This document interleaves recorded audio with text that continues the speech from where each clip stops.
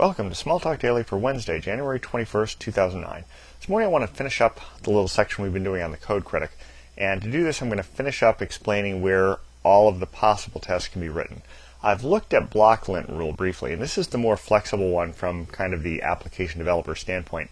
What you do with BlockLintRule is this is how we create checks in the Code Critic that are fairly arbitrary.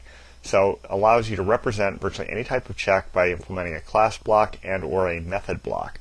In the example I gave yesterday, I implemented just a class block.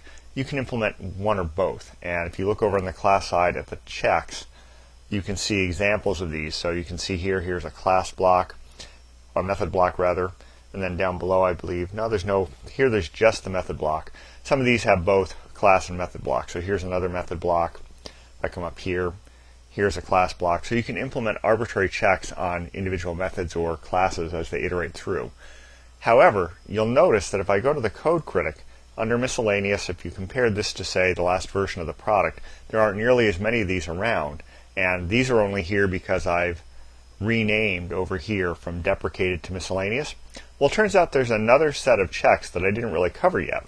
If you go down here, well, let's go up to Basic Lint Rule again, and we'll hit the Hierarchy. In Hierarchy, you notice there's another class, ParseTreeLintRule. This is a little harder to work with, at least from my standpoint, because it matches parse trees. So if you look at one of these tests over here, you have to write this in the syntax that's used by the rewrite engine.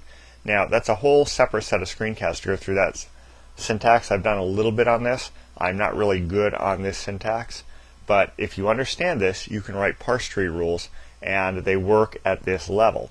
So if you wanted to get all the rules back, here's the deprecated category with some more checks up here. Let's go ahead and rename this to Miscellaneous. And now what I'll do is I'll close this browser. I'll open up a new one. Select something arbitrary, go to Code Critic, and under Miscellaneous there you see there's a whole lot more tests. And that's because I've now gathered all the rest of them through that reflection method I went through the other day. So that's pretty much it for Code Critic. What you want to do is you want to look at BlockLintRule for checks that are a little easier to implement if you want to write your own, or ParseTreeLintRule if you understand the syntax of the rewrite engine and you want to get into writing tests that look right at the parse tree itself.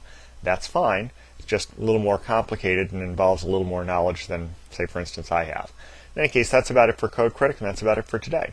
Until next time, have fun with small talk.